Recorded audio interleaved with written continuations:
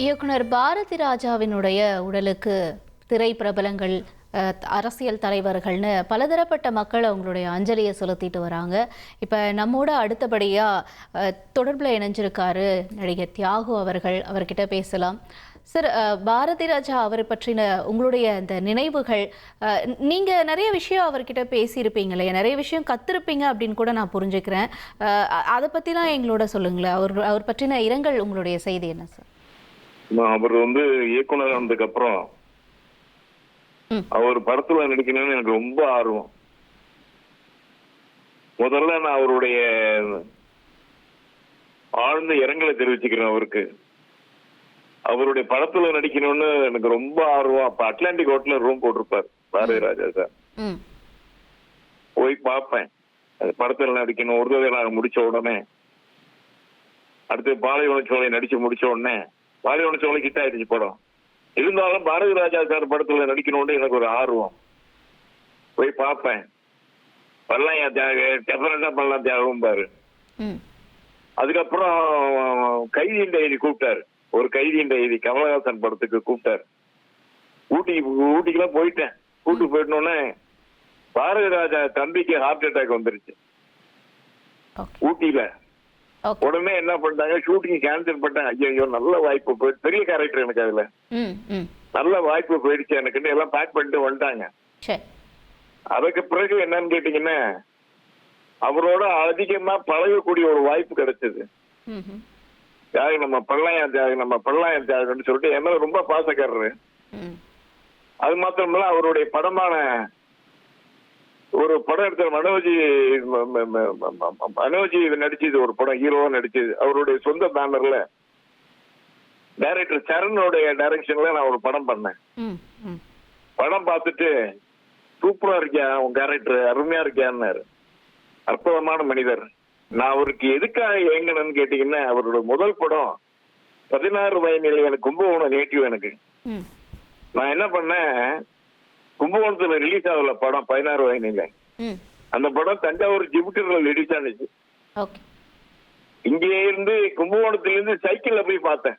தஞ்சாவூருக்கு போய் 16 வயதில படத்தை பார்த்துட்டு அற்புதமான படம் சொல்லிட்டு எனக்கு அப்ப ஏறினுச்சு அவர் அந்த எண்ணங்கள்லாம். அவர் 16 வயதில பார்த்துட்டு அந்த மனசு இருக்குது. அந்த படம் அவ்வளவு அற்புதமான படம்.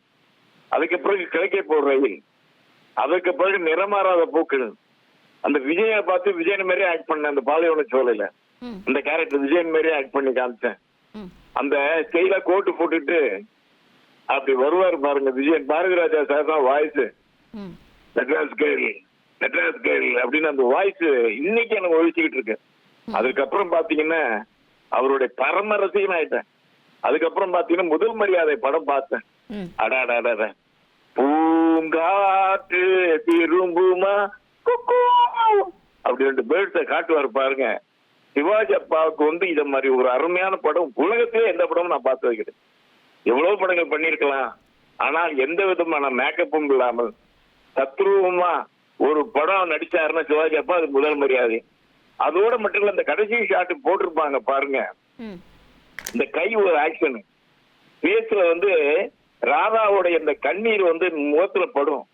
அந்த முகத்துல படும்போது ஒரு சின்ன ஒரு ரியாக்ஷன் கொடுப்பாரு சிவாஜப்பா. அற்புதம். அதே போல அந்த படத்தை மீன் திம்பாரு.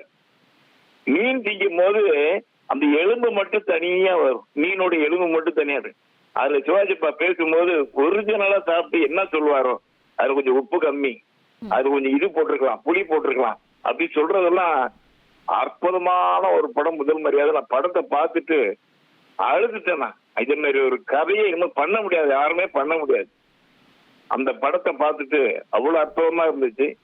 அதனால இன்னைக்கு அண்ணன் பையனை இறந்து வரைக்கும் நான் எனக்கு கால் தெரியல, இல்லைன்னு ஓடி இருப்பேன் நேரம்.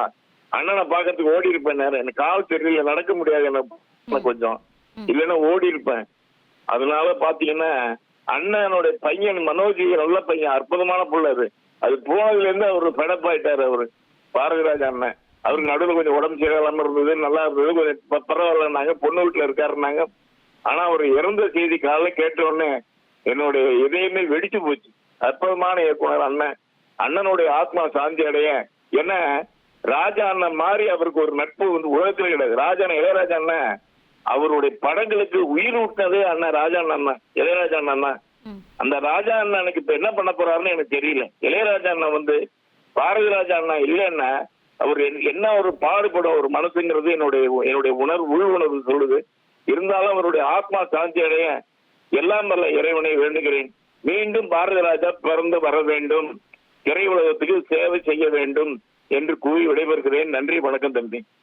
அம்மா நன்றி நன்றி தியாகு சார், இணைப்பில் இணைஞ்சு உங்களுடைய இரங்கலையும் உங்களுடைய நினைவுகளையும்லாம் பகிர்ந்து கொண்டமைக்கு. இயக்குனர் இமயம் பாரதி ராஜா அவர்களுடைய இந்த மறைவு அப்படிங்கிறது திரையுலகில் மட்டுமில்லை, அவருடைய ரசிகர்களுக்குமே இன்னைக்கு ஒரு சோக நாளாக அமைஞ்சிருக்கு அப்படிங்கிறது தான் நம்ம பார்க்குறோம். நிறைய திரைப்பிரபலங்கள் நேரடியாக வந்து அஞ்சலியை செலுத்தி அவங்களுடைய நினைவுகளை பகிர்ந்துட்டு வராங்க. பாரதி ராஜா பொறுத்த மட்டும் ஒரு இயக்குனர் மட்டுமல்ல, ஒரு நடிகராகவும் ஒரு சிறந்த நடிகர் அப்படிங்கிறது பல பேர் சொல்றதெல்லாம் நம்ம பார்க்கிறோம். 1,30,00,000 மனங்களை வென்ற தந்தை டிவி யூடியூப் சேனல். தவிர்க்க முடியாத தம்ப்நெயில், கலக்கலான கான்டென்ட்ஸ். நீங்களும் இந்த குடும்பத்தில் இணைய இப்பவே சப்ஸ்கிரைப் பண்ணுங்க. அசுரபலம் கொண்ட எங்கள் டிஜிட்டல் கரங்களில் உங்கள் விளம்பரங்களை சேர்க்க வாட்ஸ்அப் பண்ணுங்க. 8939888838. Email advttv@dttv.in.